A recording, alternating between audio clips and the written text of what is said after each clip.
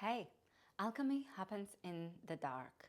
Our transformation, the deepest transformation, happens inside, under the ground, deep in the soil of our being, through a process of release, of death, of breaking things down and allowing them to become other things, of decay, of a deep process that may sound to us, because we've been trained to think about it that way, as something really not beautiful, as something really scary. Alchemy is scary.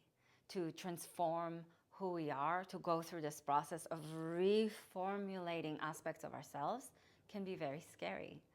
And what's really wonderful, because alchemy is needed, because transformation is needed, because in order to be able to move through this life in a meaningful way, and in order to be able to participate in the world in a way that feels meaningful for us, and in a way that is empowering, because so much of it is not in our control, alchemy is needed, because we're constantly going to need to go through a process of dissolution and disentangling ourselves from certain ideas and concepts and ways of being, of habits, of patterns, both internally, personally, and collectively.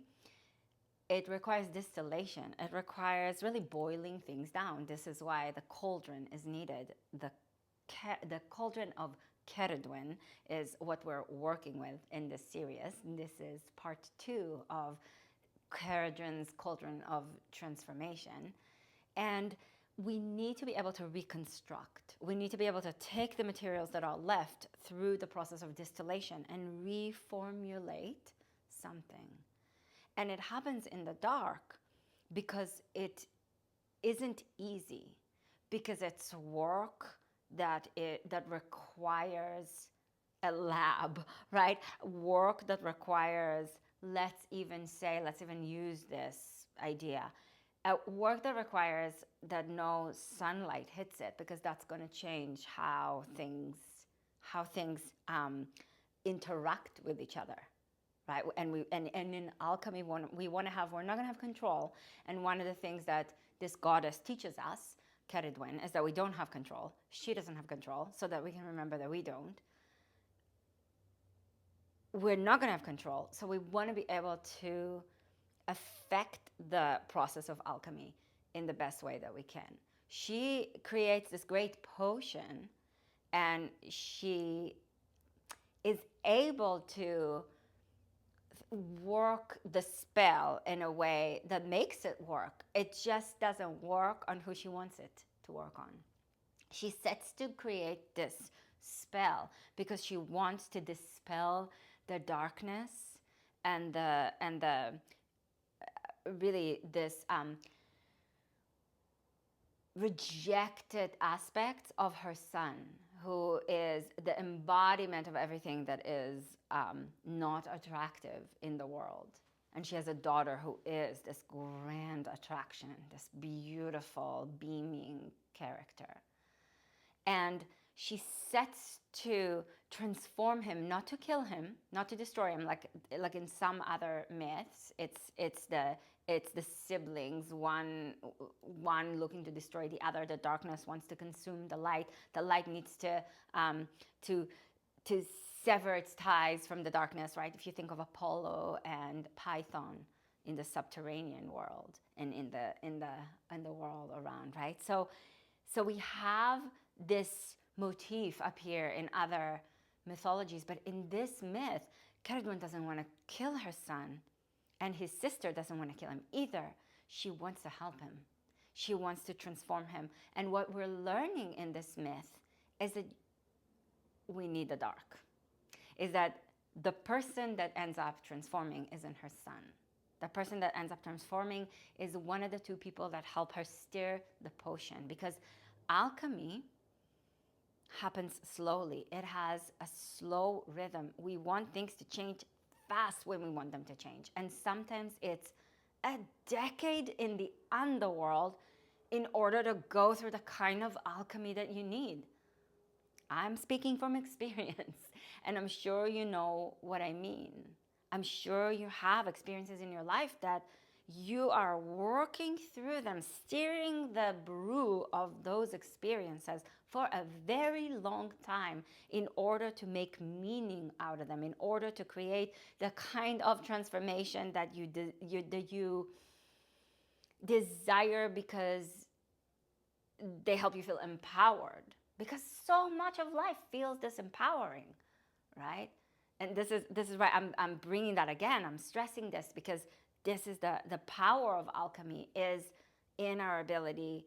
We're never going to be able to control, in our ability to have some agency, to decide, okay, I'm not going to have sunlight on this thing so that it doesn't affect the way that the materials interact with one another in the cauldron, in the lab of my inner being.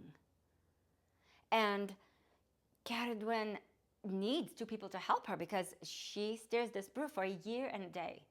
Because transformation happens, real deep transformation takes its time. It's a slow cooking process. And then, to her great surprise and disappointment and wrath, she becomes ravenous in her wrath. She is so upset when Guion Bach, the peasant boy that helps stir the potion, ends up with the 3 drops that she has worked for a year and a day to generate in the cauldron of transformation. The 3 drops that are the heart of this potion, the reason for this potion.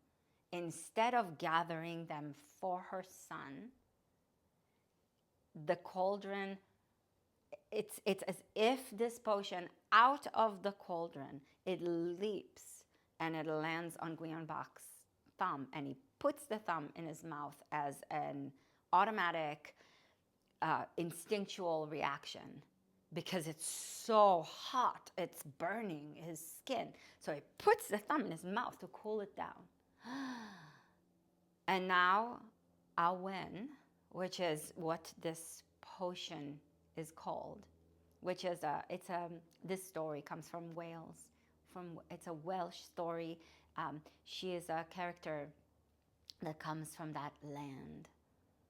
And Awen is a word, it's a Celtic term that describes the great flow and possibility of creativity in its most divine form, in its most radiant form. It is as if all the muses fused into one radiant muse. And it's this power of inspiration that the poets and the bards are always working with. So it's this old term and this invitation to this day to invite that as artists of life, as creative beings, and we all are creative beings. Our creativity can bring itself into its poetic expression in the way that we raise our children. It's not just in painting or in writing. It's in the artistry of friendship. So Awen, this great power of inspiration, is generated slowly in the cauldron of transformation. And it lands not always where we thought it would. The thing that inspires us most, the thing that makes us most radiant can come as a surprise, can come not in the way that we thought it would. Sometimes inspiration, it's like when you fall in love, not just necessarily it can be platonically too. When you fall in love with someone, where you're just like, oh my gosh, this person, or this thing that I want to do in my life. I had no idea that I would want to do that, but that's what I want to do now at whatever age you're at, right? Like this falling in love can be a very surprising thing. Sometimes you fall in love with a person you had no idea you would ever be attracted to somebody like that, right? It's not explainable. So a when can be this surprising thing. And the thing that's amazing is that that process of alchemy to generate Awen is not the end of the story. The story continues with Guion Bach realizing how fucked he is. Because the goddess, who is fierce, he knows because he just had Awen, right? He just put the 3 drops of Awen in his mouth. So grand wisdom and acute awareness is there. And he knows that the goddess is not going to let this one slide. So he starts running. He turns himself into a hare, but she turns herself into a greyhound. She runs way faster. He knows he's going to be eaten by her in just a moment. And he arrives at a stream and he jumps in because Awen gives him the power of shapeshifting, which is the power of the goddess. So he mirrors the goddess. He becomes like the goddess and with this ability to shapeshift. That's what happens through the process of slow alchemy. We can shift, we can shapeshift, we can change ourselves according to what is needed from us in this life, according to how we can show up to the situation in a way that is most beneficial for ourselves and more than ourselves. It's never just about us. He jumps into the stream and he turns himself into a salmon, and she jumps in and turns into an otter, and she almost catches him with her mouth, and then he looks up and he turns and he flies up as a wren, and she turns herself into a hawk and she almost grabs him, but he sees this barn back down on the ground, and he flies back down and he plunges into a pile of wheat, a pile of grain, right? And he turns himself into a seed and he hides and he burrows deep in, and then he hears peck, peck, peck. A great hen arrives in the barn. Who do you think this hen is, if not the goddess Cerridwen? See, transformation, shape shifting, the ability to match what life is giving us. But he can't escape.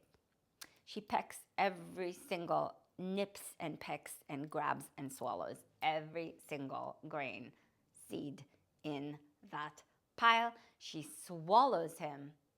And he goes through this process in her digestive system. Going to child's pose. We're going to bring this into our bodies. We're going to take this process of transformation, of alchemy in the dark in our bodies. Child's pose. So bring your big toes to touch and your knees wide apart. And you are in the digestive system of the goddess. Forehead on the earth, forearms on the ground.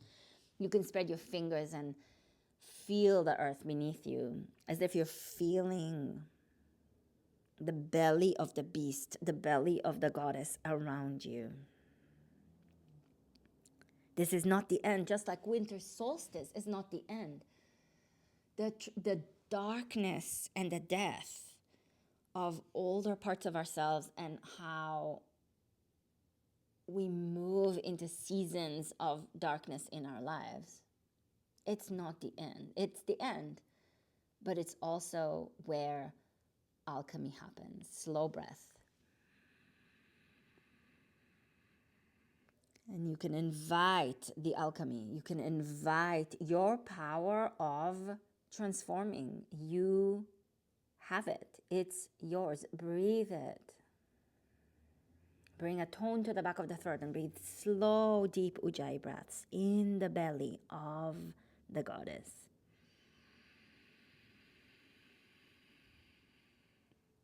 Deep ujjayi breath. Walk your upper body with an exhalation to the left. You can bend your left elbow and root the left fingertips into the floor so your left elbow lifts a little bit, and stretch the right arm long so the whole right side of your body lengthens. Slow breath.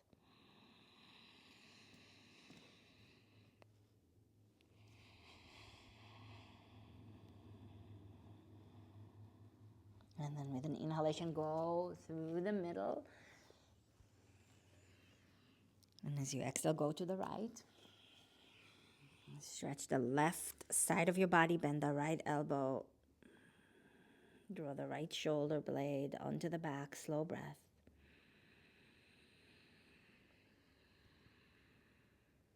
Deep in the darkness in the belly of the goddess, what do you want to dissolve? Deep in the darkness of the season, if you're watching it around the time I'm releasing it, we are getting close to winter solstice, very close. What do you want to release into the death of the sun in the horizon of the year of your being? Inhale back to center, both arms stretch forward, up on the fingertips, so you can lift the arm bones up a little bit and let your heart soften toward the earth.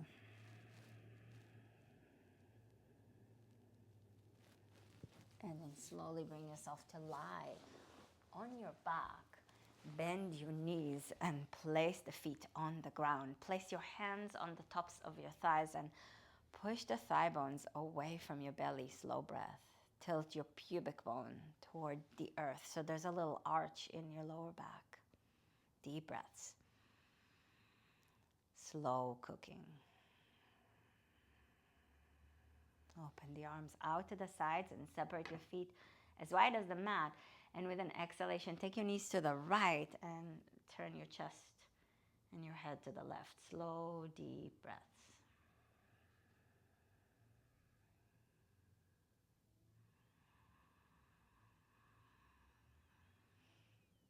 After some time in the digestive system of the goddess, the seed that is Guyonbak makes his way to her womb. Slow breath. And she feels it. Oh, she feels that this being that from her perspective stole the potion that she made for her son, the reason why this potion ended in his mouth doesn't matter to her. She's pissed. A year and a day. And all the hard work that went into gathering all the herbs and the seeds and the fungi and the flowers and all the different things she collected and harvested at the right phase of the moon for each of those plants. Inhale back to center. It's a lot of work. A lot of intentionality. Exhale to the left. A year and a day of brewing. Turn your chest to the right and anchor the right shoulder into the earth. And she feels the seed of this thief now in her womb. Oh, she's pissed. And it takes time for this being to grow. Takes time, right? 9 months. How did that happen? She's like, I'll kill him when he comes out. I'll kill him when he comes out. Slow breath.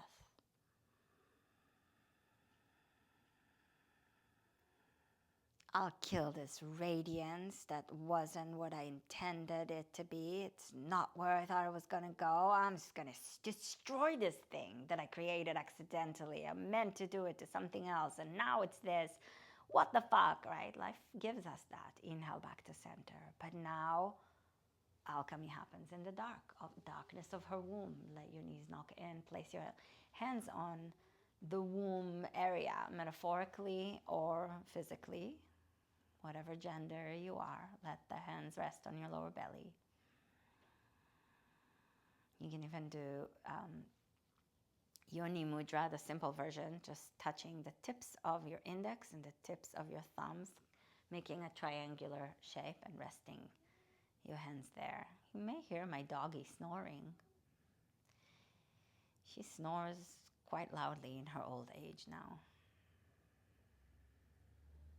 Slow breath.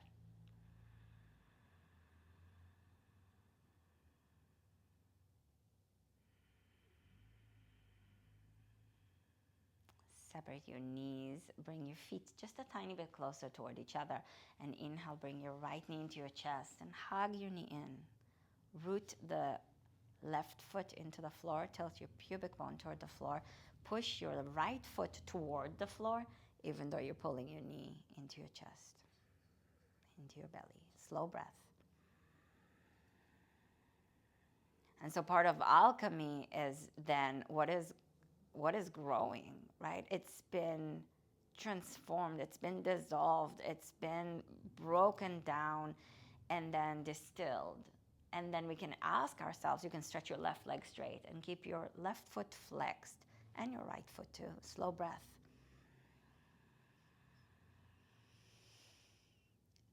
If you're watching this around the time I'm releasing it, toward the end of the year, what are the things? And if you're watching it at a different time, it's perfect to ask ourselves that, no matter where and when we're at. Interlace your fingers behind your right thigh and stretch your right leg straight up. Flex the foot and anchor from the right foot into the right hip, like you're rooting a seed into soil. Sometimes my ankle needs a little turning. You can do the same if yours is asking for circulation. Slow breath. There's that distilling process, right? You have the seed. What are some of the seeds? What are some of the seeds that you want to plant in the soil of your life right now? From everything that you are releasing and landing in the soil and letting it break down and composting. Bend the right knee and place your right foot on the ground. Bring your left knee into your chest. Slow breath.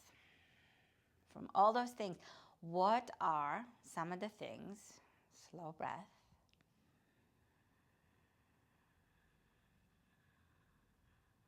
that you are now also seeding into the ground? It's going to take time. We're going to have a session, the last session in this series will invite us into incubation.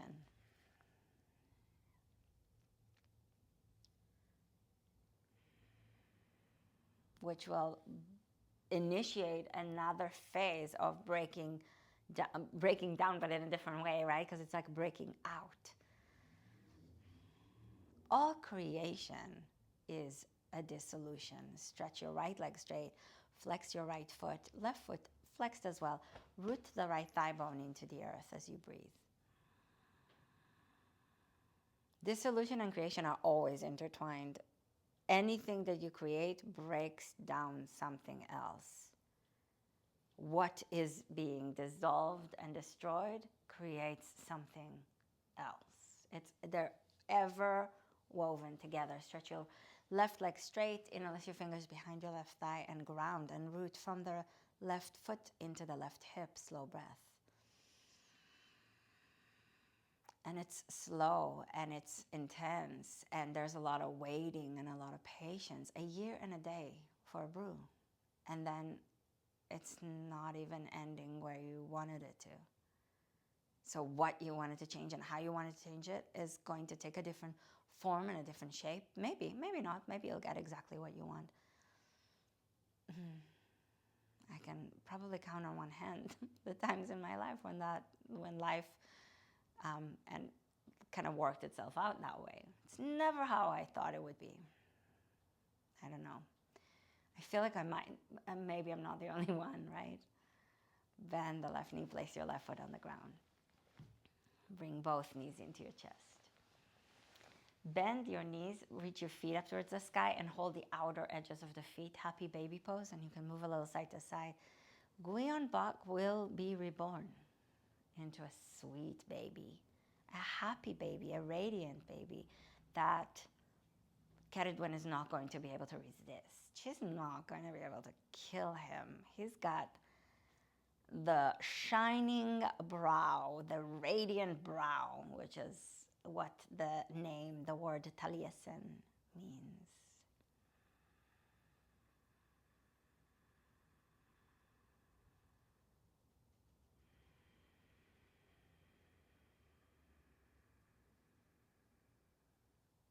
Bring your knees together. Give yourself a nice hug.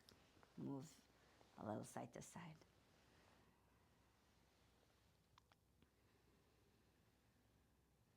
And then roll to your side. But it takes time. It takes 9 months. So it's a year and a day, and then a whole day of chasing. Child's pose. Big toes touch. Knees wide apart. Forehead to the ground. Forearms to the ground. Slow breath. And then 9 months. And then when he's born with this shining, radiant brow, when he is born as Taliesin, he grows up to become the most famous bard of the Celtic tradition. He's the embodiment of Awen, of the shining radiance of muse, of inspiration, of the ability to generate and create incredible things that express a view and a vision and grief and joy, and bring into articulation an experience that is maybe even hard to describe. Bring yourself slowly up and take a comfortable seated position. I'm going to sit on the floor, but if you need to sit on a chair or on a couch, you can do that too. Rest your hands on your thighs. Move your hips a little side to side so your seat is grounded, hands resting.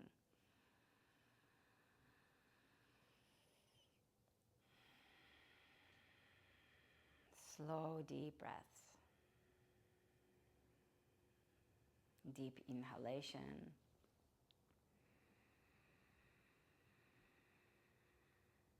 And slow exhalation. And let what you're releasing become that which is nourishing, the process of alchemy and the courage to take yourself into the dark, where you learn to see the unseen, where you invoke the power of creativity. Light comes from darkness. It's not the other way around.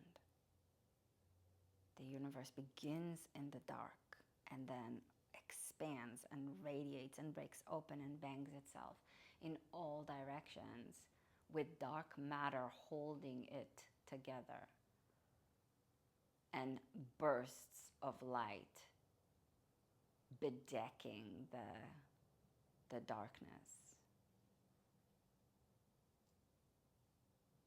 Take a few exhalations out through your mouth with a deep inhale through your nose, and then out through the mouth.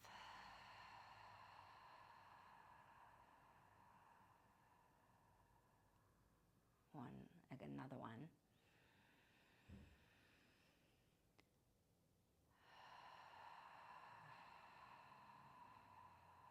And you are blowing on the embers of that are under the cauldron of transformation. Inhale deeply. Engaging in alchemy.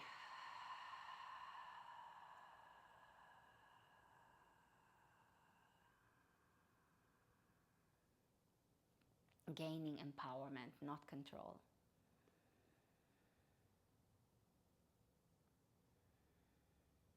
And then join your hands together in front of your heart in Anjali Mudra. And we'll chant together the sound of Awen, this sound of this word that is the creative divinity, the power of inspiration that flows through the bardic tradition, through the artist's blood, through the mind of the storyteller, through all of us as creative beings. And when the hands join together in Anjali Mudra, we turn our inspiration that is generated through the process, through an alchemical process, through dissolution and distillation, the reformulation, the restructuring is an opportunity to form something from the power of Awen. So let's chant it together. Deep breath in.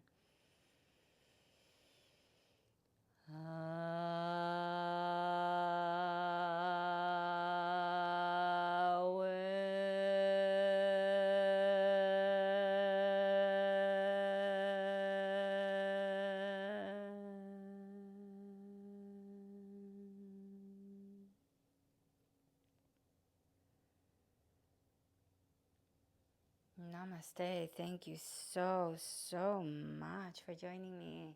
I hope this was meaningful, helpful in one way or another. If it was, put a like on it, share it with your people. Don't forget to watch the next video that is going to reintroduce the cauldron of transformation in yet another way. I am so excited to go into deep into this process with you. If you're not subscribed to this channel, please subscribe to this channel. It actually really helps other people to find it. So if you find this valuable, do some others a favor, do me a favor. It also really helps me if other people find it. And subscribe to my Substack. It is a powerful way to bring mythic magic and archetypal alchemy into your life. Every Monday, Muse Medicine drops in your inbox and on the app. I leave notes there most days, almost every day, with shorter bits of inspiration. I am so grateful that you're here, and I cannot wait to see you in this series of the Cauldron of Transformation of the great goddess Cerridwen. Thank you so much. I'll see you soon. Namaste.